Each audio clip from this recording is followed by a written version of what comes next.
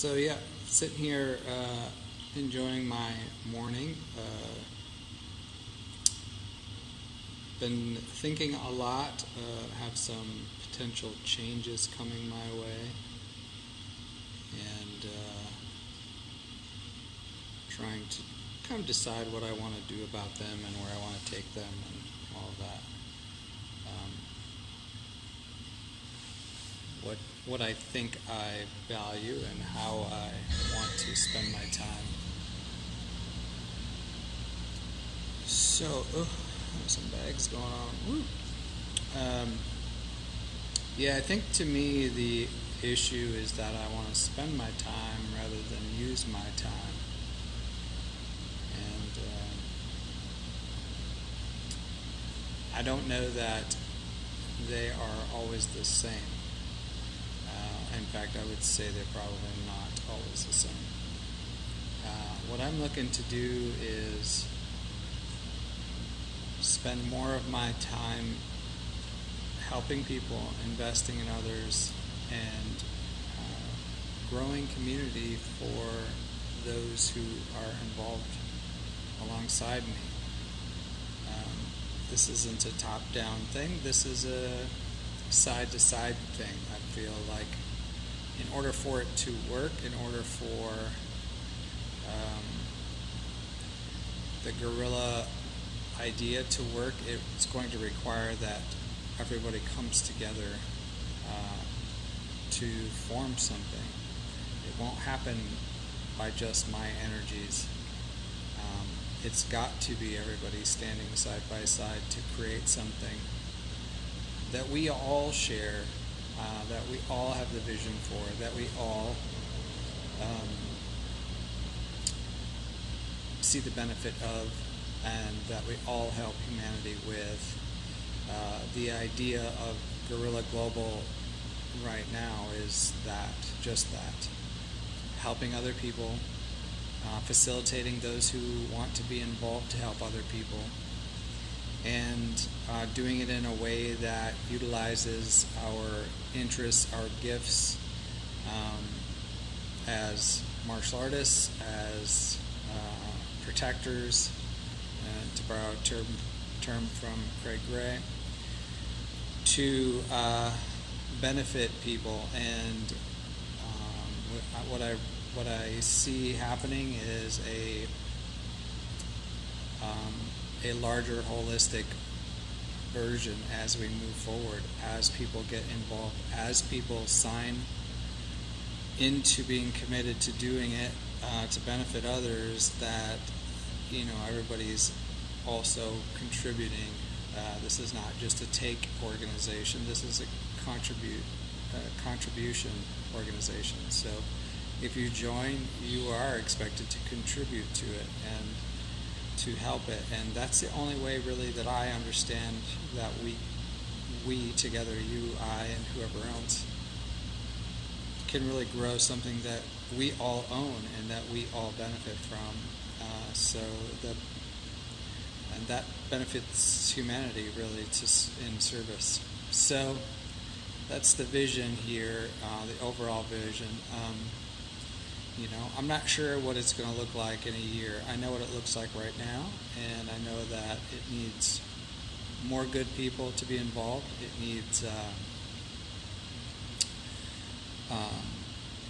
needs people who are committed to actually doing the day-to-day work, to put in the time and energy to do it. And I think that there are people out there who are willing. I just have to find them.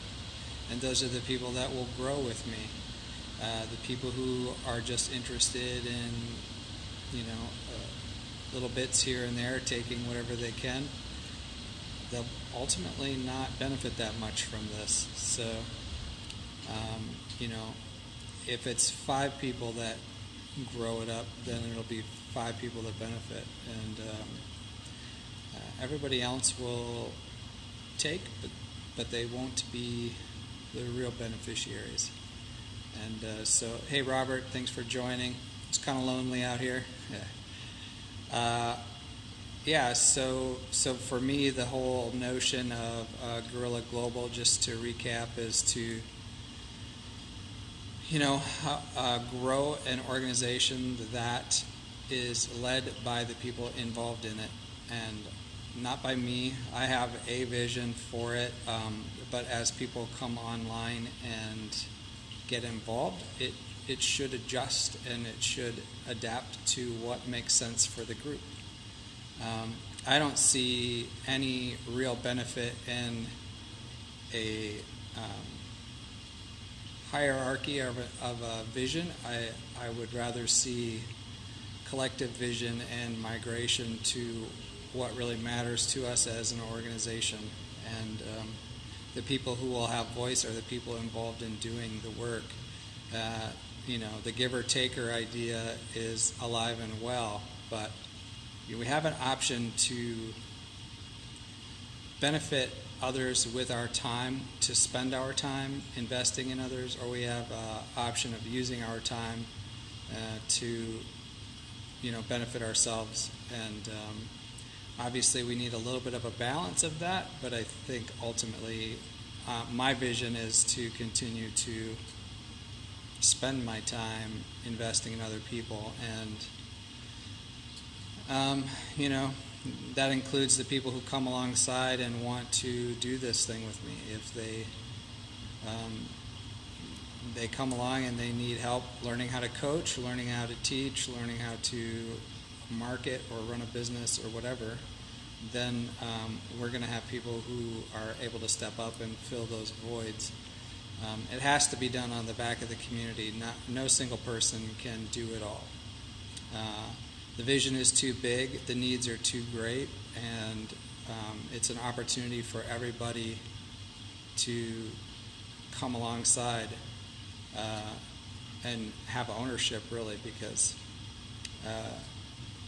I know every day that I'm actively doing this, the list of things that should be accomplished grows longer than I have time to complete. And,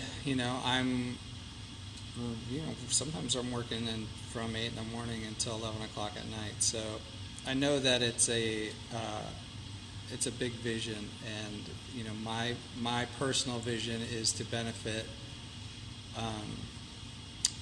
people who might otherwise suffer from sexual assault, sexual violence, predation, trafficking, and that sort of thing. And but I come with my own set of strengths, and anybody else who joins up is going to have theirs. And as a community, we need to be putting those things into practice and using them. It just literally cannot be done by myself. So, yeah, it's not a passive thing. If you get in and you want to be part of this, then there's going to be different in the process of creating a separate organization that will be primarily on the prevention side and will not really deal much with the physical violence portion. It'll mostly be dealing with non-physical skills in regards to the content that I'm passionate about. And so that will be coming online. It'll be basically available for anybody who wants to be involved, whether they're doing guerrilla self-protection or not. So that will be coming on hopefully near the end of the year, time being, the killer of me so far. Ultimately, trying to get people such as Robert Thomas, who's got a great program going, give them an opportunity to be involved, to participate in a more global thing without having, to change their programs. It's really more about education and prevention and giving them other tools to reach out to their communities with and hopefully arm them with. So that's the long-term vision, and that should not be, what I've been struggling with as in this vision is that the difficulty with the guerrilla self-protection approach is always that people are at a distance. So I can teach a lot of it online because it's fairly simple. It's more strategies and ideas. Yeah, it sounds good, Robert. But the reality is that there are a ton of people who are intimidated by the physical side. There are a ton of people who are unable to find good partners to work with, which is obviously a prerequisite for any kind of self-protection. And if I'm traveling to you, that makes it cost prohibitive a lot of times to complete training, even though the material is pretty simple. It's pretty easy. It does require work and it requires effort to be good at, but it's not terribly complicated. It's more just having people to work it, and that can be really a challenge for most people. So having run across that problem on a consistent basis for years, I have decided to create a second organization that will allow anybody from anywhere who's already got a program, who doesn't want a program, maybe they just want to teach, the preventative side, to get training, and so that's going to be, I think, a pretty cool program. Hopefully, something that we can bring into schools and other organizations for training, and even to get business sponsorship and that sort of thing. To bring into rescue homes, shelters, etc. So the goal is to solution ways to be involved for people who otherwise, again, could not do the physical component. So I don't feel like that should inhibit us, since probably 85% of what people really need is non-physical skills. It makes no sense to limit how we get involved to physical skills. For those who can do it and want to do it and have the means to do it, it's available already, so that's not an issue. So that's my current plan, is to roll that out somewhere. Like I said, hopefully before the end of the year, but time is really my prohibitive element right now, which is always the case. This started as a conversation about spending time and using time. The difference being how you spend time adds value somewhere. Using time is time that you never get back. It doesn't have much to show for it, and I run into this in myself where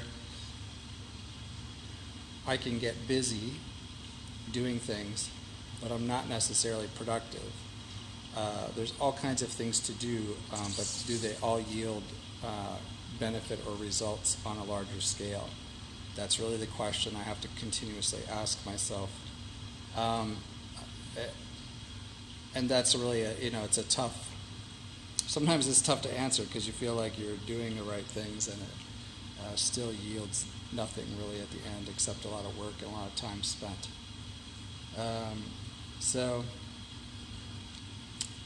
Anyway, so that's the whole approach. That's what I'm kind of working towards, is giving people options to be involved who aren't interested in self-protection, but maybe want to work more on the prevention side and education sides and things of that sort. So that's it, and talk to you guys soon.